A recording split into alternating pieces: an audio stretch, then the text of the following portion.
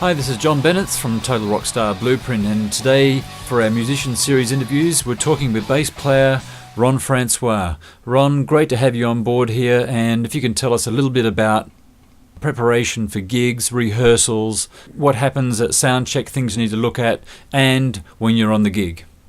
Hi John, thanks for that introduction, and hello listeners. There's two lots of rehearsal. Now the first bit of rehearsal is the most important bit of rehearsal, and that is where you practice your instrument and learn how to play it in such a way that other people want you to play with them. Now that sounds like it's really obvious, but I think lots of practice where you're just playing on your own and you're trying to get the dexterity, trying to get the muscle memory going, you're trying to learn how to actually command this instrument to your will to do what you want to do. Learning the rudimentaries, as they say.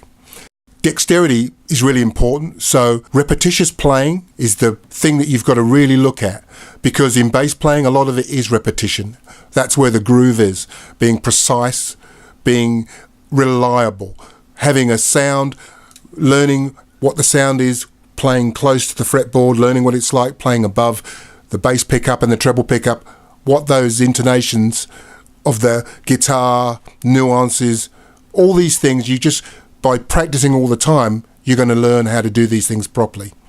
The other thing I think that's really important, part of rehearsing, this is practicing as well, is understanding what the sound of a bass actually is. There's this sort of romantic thing that got you in there. You love that deep sound. You like the idea of being half rhythm, half melody. But once you learn how to hear it, then you can put on records, put on cassettes, put on CDs, DVDs, or whatever it is, MP3s, and you can hear the bass in there, and you can hear what it is that you're trying to achieve. A lot of the times people say, oh, I can't hear the bass in that. That comes from a lot of listening. In fact, as you'll find out when you go into rehearsing with other people in ensembles and bands, most of the time what you are actually doing is listening. Playing is about 30% of what you do. I'm going to say that again. Playing is about 30% of what you do. Listening is quite a big percent. I'd say another 30% is listening. Play with records. That's always a great thing to do. What happens when you play with a record is you play from the beginning of the song to the end of the song with a constant tempo. Play with a drum machine. Get a drum machine, play along with one of those. The stamina and the regularity of it, trying to keep that bass line sounding the same every time. Every time that goes around that 8 bars of the line, it sounds the same, or at least consistent. That's what you're trying to do. That will also stand you in good stead for when you go in the studio. You can tell when someone is under-practiced or amateur in their approach. With a drummer, for instance, you'll hear the bass drum will be at 25 different volumes in 8 bars. That's the difference between a good drummer and a not so great drummer. And that's also the same thing for a bass player. So that's what you have to work on. Get your bass guitar, sit in front of the TV, don't plug in, just play it. Just get to know this thing so well that you don't have to look at it. You understand it. Your muscles of your hands, the interaction between the two of your hands just becomes fluid and second nature. That's what you need, because a lot of the time you're playing in performance spaces where maybe the sound isn't so good. Maybe the guitarist is all the way over there. Maybe the drummer's way back there. Maybe someone's really loud and you can't hear it. So all you got now is you're feeling around in the dark. So that's what you're going to try and do. You want to practice things outside of and beyond what you just love. Maybe you want to try some things that challenge you, things that you don't really know much about, other types of music, a bit of reggae, a bit of Arabic music. Try some different stuff, because you never know what you'll like, and you'll never know when you'll need to find other things, when you'll need to have some more languages, other dialects that you want to incorporate into the songs that you're going to be playing, because your contribution as a bass player is a lot more than just playing that octave riff with a 4 and a 5 in it, When someone comes in with a great song, now we're moving away from rehearsing and from practicing, and we're moving into rehearsing now. You want to contribute your parts to the songs, and your parts to the songs are counter melody. That, for me, is the most exciting part of bass playing. It's seeing, listening, hearing what is going on in a song and finding out how you can contribute something that builds it, that says more about the story, describes that melody, couches it in such a way that people just can't get enough of it and want to hear more. You need to work out your bass line so that you have dynamics in it, so that it goes from a whisper to the scream. You need to be able to have a part that just is working with the drums, just is a groove that you two of you can just play and you can hear the entire song on. In fact, most songs, when the bass player and the drummer play it, really the other guys are just, hanging off us. They're just there for embellishment. It's true. You can hear the whole song right there in the bass and drums. You put that vocalist on there, and then you'll bring in the other guitar, you bring the guitar in, you bring the keyboard in. You can pretty much hear the whole song there. Your contribution there as a counter melody is huge, and it's a big responsibility because in a lot of ways it's the instrument that makes people feel the emotion in a song. They don't even quite know what it is that makes them feel the emotion in a song. But a lot of the times it's that counter melody of the bass. One of the best bass players who plays is a king of the counter melody is Paul McCartney. You listen to some Beatles songs and hear him play Michelle or Eleanor Rigby, and listen to the bass line and listen to what that man will play on a song to describe that song to you and that place. That's what's so great about adding what's the context. That's what the bass gives the whole song. It's the link between the rhythm and the melody. Now, in rehearsal with a band, things you should do. You should listen to what the other guys are playing. Really give it good listening, good scrutiny, deep, serious, critical listening. It's really important. Recording it, taking it home and listen to it later. Don't pretend you can just do it there on the spot. That never quite works. Your best bet is to just enjoy the first flush of the song where it's just brought in and everyone just enjoys it with lots of energy and everything else. Get a good recording of yourselves on your iPod or whatever you're using. Take it home and then cut it up, dissect it, listen to what you did. You'll hear some ideas from your initial flush there. You think, oh, that was good, or maybe I shouldn't do that. You'll have some more ideas, rhythmical ideas to bring back to suggest. It's always good to have some ideas when you come back to rehearsals. It's always important to understand is the arrangement. That's what you're going to be adding to. How do you get from the introduction, that first verse which describes what the song, usually the words tell you everything that the song's about in the first verse or what it's about. Then you get to the chorus, which is the statement. And sometimes you have a pre-chorus, which will usually some kind of device in it that makes everyone look forward to hearing what's going to happen next.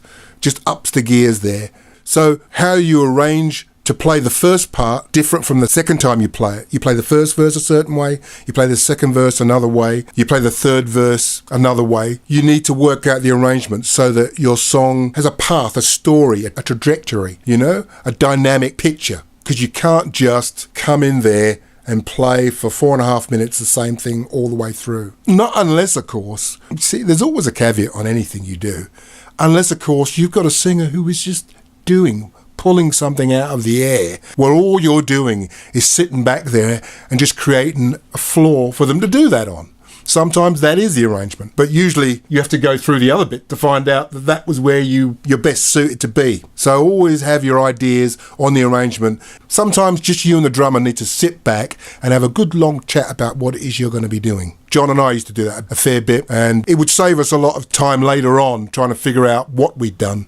We'd just talk about it, how we were going to do it, and that we'd have somewhere to go, something to achieve. Really important. Also, interrogating the guitarist or the keyboard player on what it is they're actually playing. Don't rely on your ears to tell you. Sometimes you might be a semitone out. It might just sound like you're on it, but you might just be out by, well, look, put it like this, you're always a semitone away from glory in this business. So it's good to be right on it.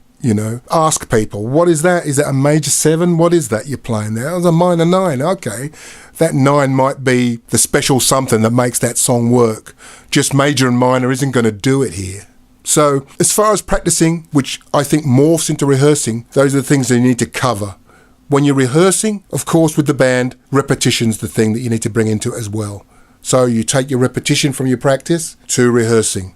And the band should be prepared as a unit to play a song until you feel you have done it justice and done it right at least a good many times, that you can perform at any time like that. You don't want to go out on a prayer and a hope. That isn't going to do it. People are expecting you to tell the story properly. If you can bring that to the gig, that rehearsed, practiced, refined kind of edge to what you're doing, everything's going to go well. counter melody is a really big thing for me, as I said before. And one of the things I find myself doing probably almost straight away with a song that's been brought in new is I try and figure out how to play the singer's melody on the bass. Because once I know that, I've got a pretty good idea of how I can harmonise with that and add counter melody, or I know now what the song's about, what it's really about. And I think that's a really good thing to do, because then you really are coming towards knowing that song. Preparation for a gig, my advice to you is to be well rehearsed in advance of your performance. You should have all this under control before you get to the gig. There's a lot of other things you've got to take into consideration. Simple things, like what are you putting into your guitar case? Yeah, we're going to put a bass in that case. We're also, if we're playing with picks, let's take the pick we're going to use, not just one in the pocket, let's take a couple. So that if I lose one, I've got spares that I can easily access any time during the set. Let's look at the leads that connect our amplifier's head with the speaker cabinet if we've got a two-piece situation like that. Let's make sure that that lead works. Let's make sure we've got a spare in case someone treads on it or it falls over. It's probably a good idea to have a spare. It's very rare that someone else can help you out in a lot of these situations, especially nowadays where it's a lot more insulated. People are a lot more separated. They don't always use the same type of equipment. Some guy might be using a radio, so his lead is going to need to be tiny, which is going to be no good to you. So you need to bring a spare cord from your guitar to the amplifier. Spare batteries. If your guitar takes a battery to power up the preamps for those pickups, always carry a 9-volt spare. The other thing I think is really important, guitar stand. Because when you walk away from the stage, you want to be sure that your prized possession is safe and isn't going to fall over and smash. The other thing to do, take a towel. I tell you what, it could be like one person in the audience, but for some reason, as soon as the lights come on and you start playing, boy, them sweat glands, they just take off. It'd be trickling down your arm, and when it's trickling down your arm, and it's it gets in the back of your wrist, on the inside of your wrist there, and that just slows you down. You don't want to have anything slowing you down, so you want to be able to wipe the neck clear of any sweat. When you go to the sound check, things you got to look out for here are your bass sound. Make sure the sound that's coming out of your amplifier is the sound that you like, that is your sound. At enough volume so you can hear it. Make sure you're standing in a spot, let's say you don't want to be on the other side probably of the guitarist, in between a guitarist and the drummer. You probably want to put your bass stack right next to that drummer so that the rhythm section can get locked in pretty closely together in step. Get a great sound, as I said, between your guitar. Find out look at those volume controls and tone controls. You should, from rehearsals, have pretty much figured out what your sound is, what your tone is. Now you need to amplify it. The first stage of amplification, of course, is to get that nice preamplified sound where you get the right tone and the right amount of gain of your sound. Then you go to the other side of your amplifier and you look at the master volume. And once you've got a lovely sound, you use the master volume to turn your lovely sound up. You don't want to be a pig here. You don't want to be so loud that no one else can hold any kind of musical conversation. You want to go to the front of the stage, turn around and have a listen to the whole thing with all of you playing. And if you're too loud in that context there, maybe you need to pull back a bit so that people who are on the front of the stage are getting a pretty good balanced sound, and you, when you move around the stage, will get a good balanced sound. If you're lucky enough to have a monitor man, you need to at some point stop and tell him exactly what it is you want in your monitors. Now, you don't want to turn into Hitler here. All you need to do, he's an affable, nice guy who gets paid to do it.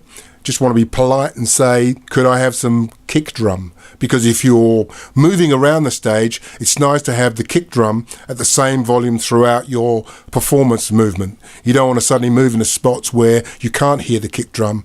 You want to have that kick drum there. If it's a whopping great stage that's deep from back to front, you might actually need to have a little bit of bass guitar in there, just so that you can hear yourself in a balanced kind of way.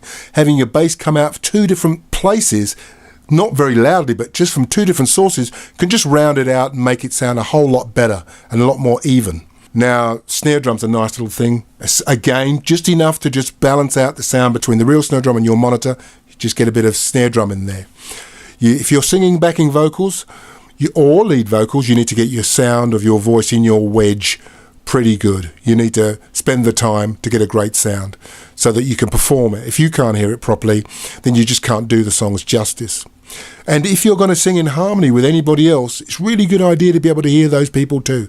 Don't just think it's about you. It's about you as part of the band. So if there's another singer on the other side of the stage on the keyboards or guitar, you need to have a little bit of them in your wedge so you can hear them, so you can harmonise in tune and make those nice, sweet sounds. That's pretty much what you're going to be doing before a show. At that point there where everything sounds great on stage and you've just leaned your bass guitar up into your guitar stand there, it's probably a time to get your heads together as a band and figure out exactly what songs and what order they're going to be in. And good luck. I hope you enjoyed today's video with bass player Ron Francois. Now we've got a ton more videos coming your way. Great tips from awesome musicians. So to stay up to date with all our future videos, just click on the button down here and go through to subscribe to our channel. And I'll see you on the next video.